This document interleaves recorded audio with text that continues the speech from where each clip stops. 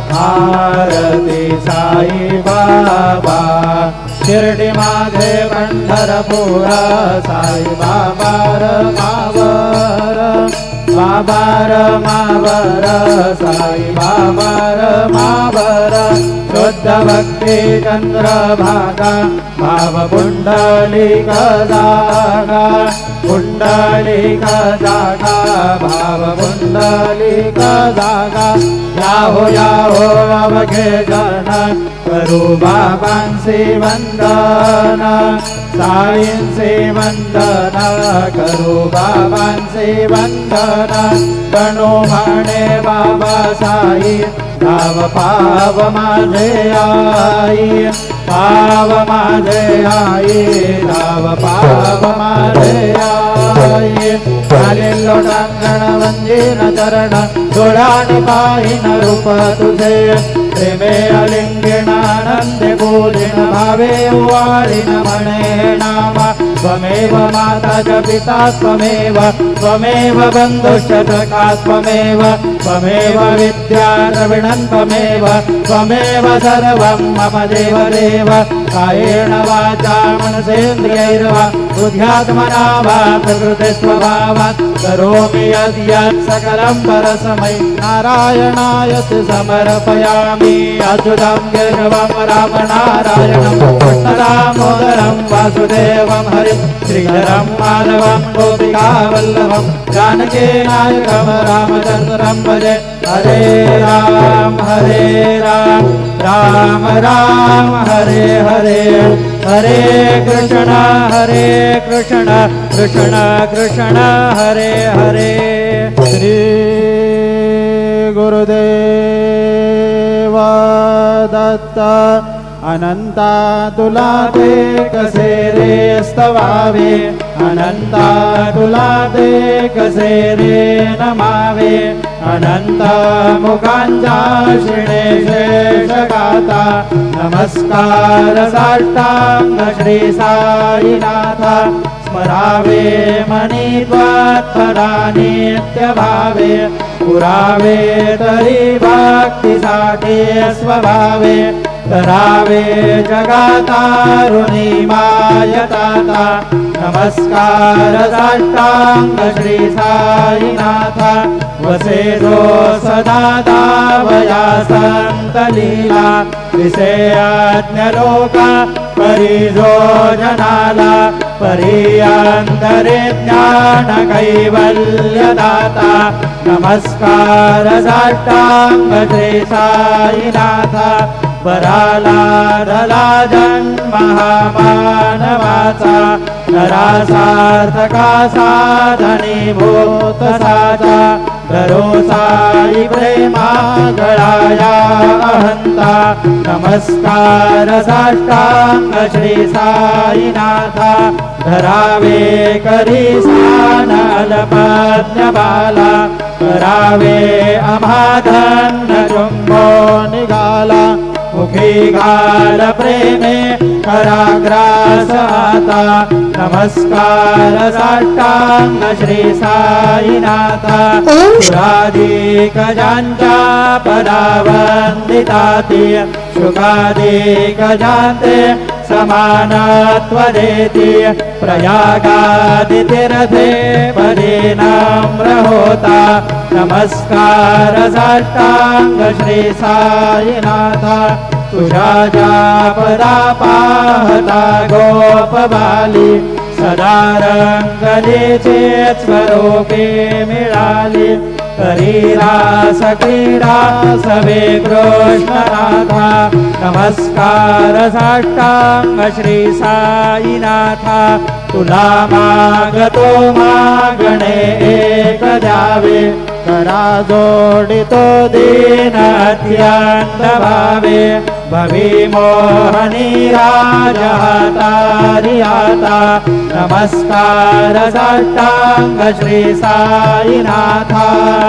ऐसा ये देवा साई दिगंबरा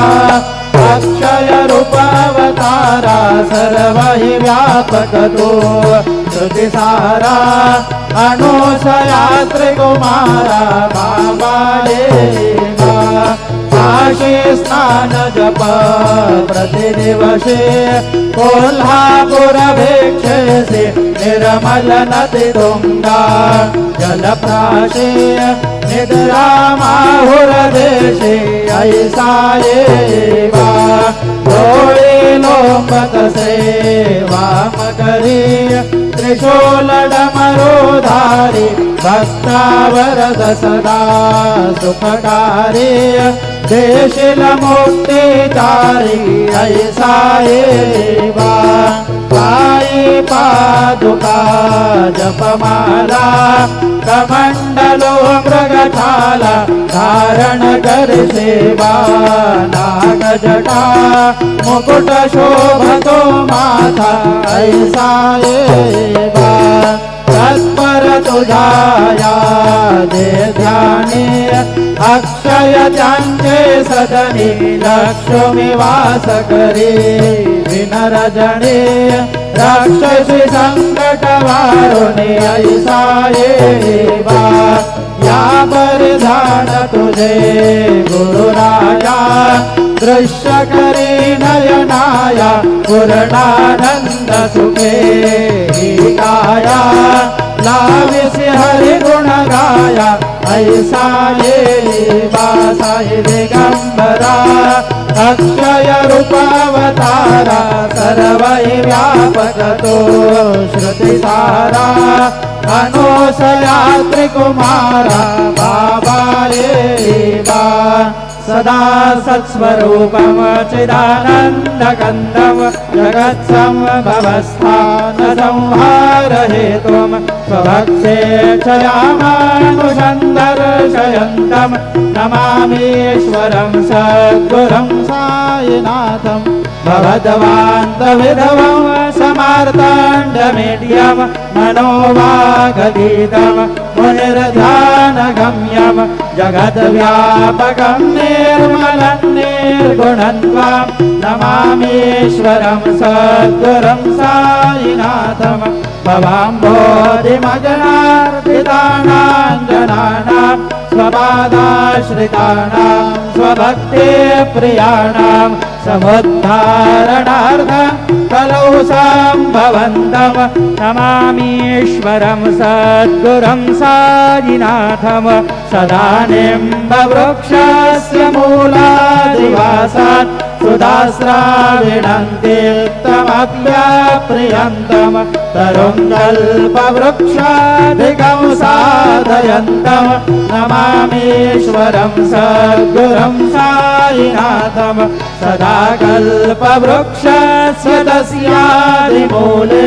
भवद्भावबुद्ध्या सपर्यादिसेवां गृणाङ्गुर्वतां भोक्तिमुक्ते प्रदन्तं नमामीश्वरं सद्गुरुं साईनाथं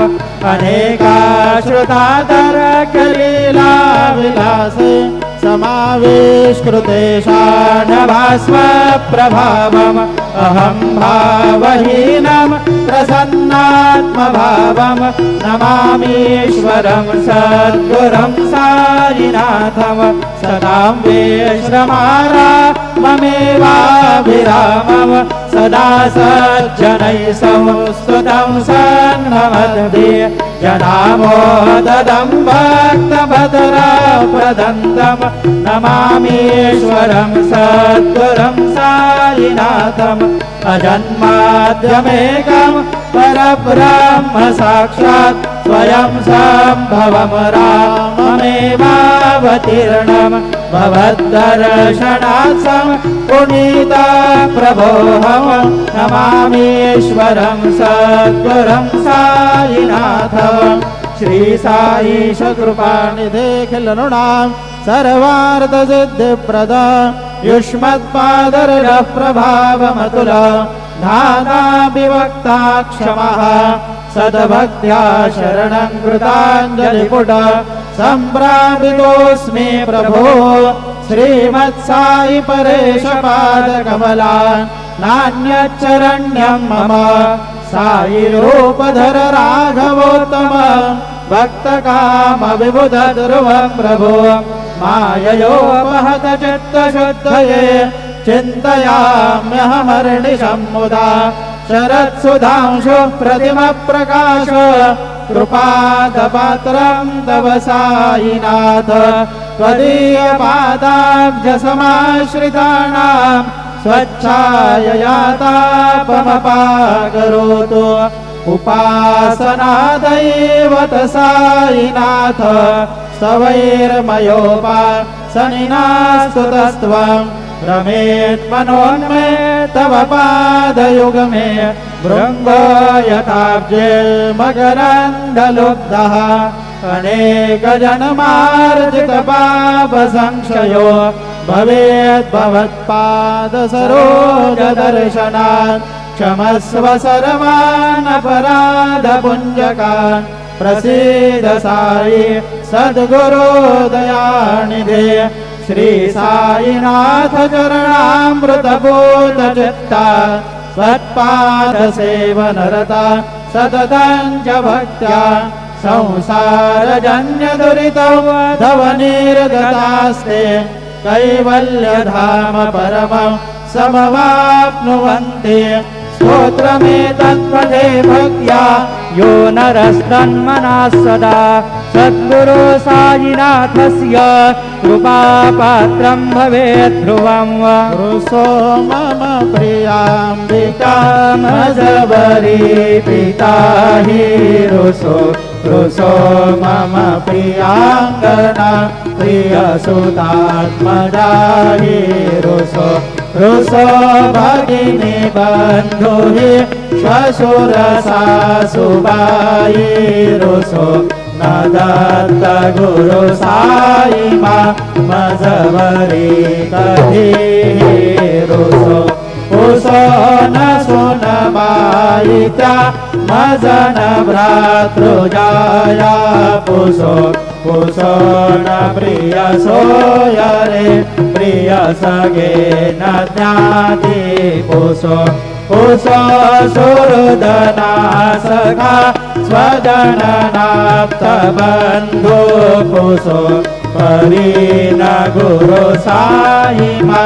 मजवरी कधी रुसो पुसो न अबला मूले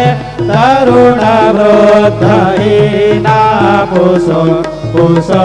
न गुरु धाकुटे मजन तोरसाने पुसो पुसो न च भले बुरे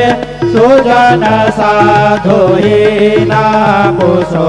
परीन गुरु साई मा मजवरी कधी रुसो रुसो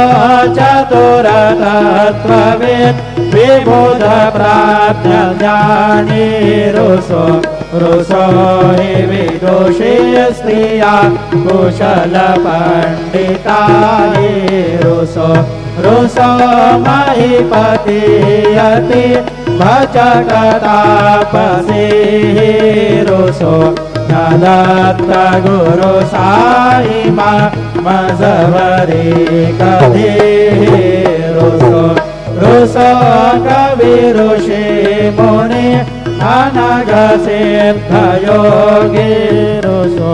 रुसो हि गृह देवता निकुल ग्राम देवी रुसो रुसो खल पिशाच हि मलिन डाकिनी रुसो न दत्त गुरु साई मा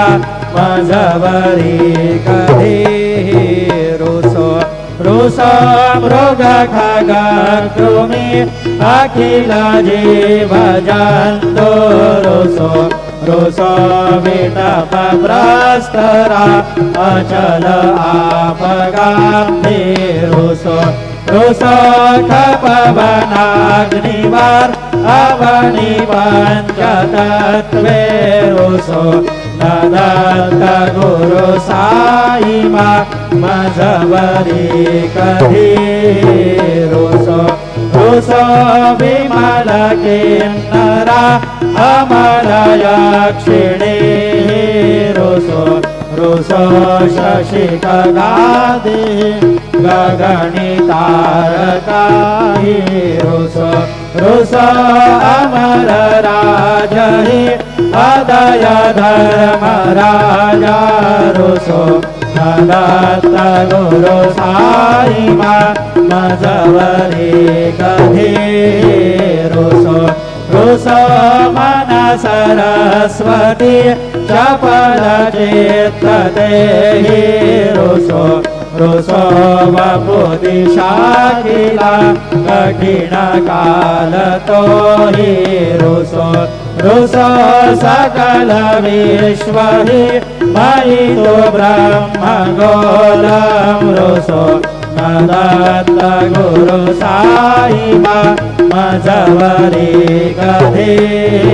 रोसो विमूढ मनोणी हसो मजन मत्सराही दसो मदाभिरुचि उल्लसो जनन करदमीनापसो न दुर्गधृति साधसो अशिव भाव मागे कसो प्रपंची मन हेरुसो दृढ विरक्ति चित्ते धसो गुणाचे गृणानसो न च स्पृहा कषाये असो सदैव हृदयेवसो मनसि ध्यानि सायेवसो पदे प्रणयवो रसो निखिल दृश्य भावादिसो न दत्त गुरु साई उपरि याचनेलारुसो हरि ओं यज्ञेन यज्ञमयजन्त देवास्तानि धर्माणि प्रथमान्यासन्न ते अनागं महिमानः सजन्त यत्र पूर्वे साध्यासन्ति देवाः ॐ राजाधिराजाय प्रसह्य साहिने नमो वयं वै श्रवणाय कुर्महे समे कामान् कामकामाय मह्यं कामेश्वरो वै श्रवणो ददातु कुबेराय वै श्रवणाय महाराजाय नमः ॐ स्वस्ति साम्राज्यं भोज्यं स्वराज्यं वैराज्यं पारमेष्ठं राज्यं महाराजमाधिपत्यमयं समन्तपर्याः ईर्ष्यात् सार्वभौमः सर्वयुषान्तानापरार्धात् पृथिव्यै समुद्रपर्यन्ताय एकराळिति तदप्येष श्लोको विगीतो मरुतः परिवेष्टारो मरुतस्यावसङ्गृहे आवीक्षितस्य कामप्रेर्विश्वे देवाः सभासद इति श्रीनारायण वासुदेवाय सच्चिदानंद सद्गुरु साईनाथ महाराज के जय। करचरणकृतं वा काजजङ्गर्मजं वा श्रवणनयनजं वा मानसं वापराध विहितमविहितं वा सर्वमेतत्क्षमस्व। जय जय करुणाब्धे श्री प्रभो साईनाथ श्री सच्चिदानंद सद्गुरु साईनाथ महाराज की जय।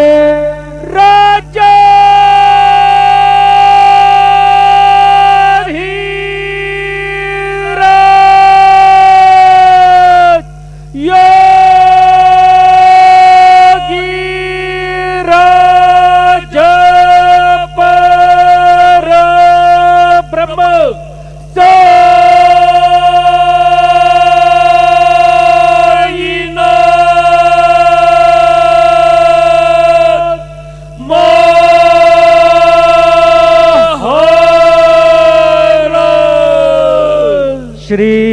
सच्चिदानंद सद्गुरु साईनाथ महाराज की जय। हरिः ॐ अम्बे अम्बिके अम्बालिके नमानयति कश्चन सषष्ठशवकाः सुभदरीकाङ्गाम्बीलवासिनीम् खड्गं चक्रगदेषु चापपरिघान् शूलम्बुषण्डीं शिरः शङ्खं सन्दधतीं करैस्त्रिणजनां सर्वाङ्गभूषावृतां नीलाश्मद्युतिमास्य पाददशकां सेवे महाकालिकां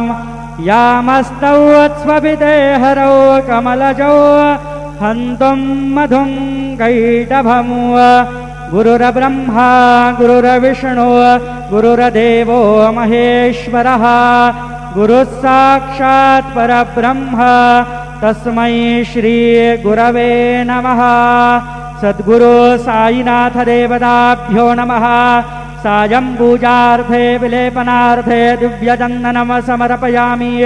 श्रीखण्डं चन्दनं दिव्यं गण्डाढ्यमसुमनोहरं विलेपनं सुरश्रेष्ठ चन्दनं प्रतिगृह्यतां चन्दनस्योपरि अक्षरां समर्पयामि। अक्षरास्तण्डुलाः शुभ्राः कुङ्कुमेन विराजिताः मया निवेदिता भक्त्या गृहाण परमेश्वर। अलङ्कारार्थे अक्षरां समर्पयामि। अहिरिव भोगैः पर्येति बाहुञ्जाय हेतिं परिबाधमानः हस्तगणोऽपिशवाब्वयोनान् विद्वान् भूमा भूमागुसं परिपातु विषवतः। हरिद्रादिकुङ्कुमं सकलसौभाग्यद्रव्यं समर्पयामि। ऋतुकालोद्भवपुष्पं समर्पयामि। माल्यादीनि सुगन्धीनि मालत्यादीनि वै प्रभो मया ऋतानि पूजार्थं पुष्पाणि प्रतिगृह्यताम्। ऋतुकालोद्भवपुष्पं समर्पयामि। सायङ्काले उपहारनैवेद्यं निवेदयामि। ॐ अन्नपूर्णे सदापूर्णे शङ्करप्राणवल्लभे ज्ञानवैराग्यसिद्ध्यर्थं भिक्षां देहि च पार्वती। माता च पार्वती देवी पिता देवो महेश्वरः बान्धवा शिवभक्ताश्च स्वदेशो भुवनत्रयं चतुरस्रमण्डलं कृत्वा तदुपरि नैवेद्यपात्रं निधाय गायत्रीमन्त्रेण पात्रान् सम्प्रोक्ष धेनवाः अमृतीकृत्य ऋतन्त्वा सत्तेन परिषिञ्चामि। नैवेद्यं निवेदयामि। ॐ प्राणाय स्वाहा ॐ अपानाय स्वाहा ॐ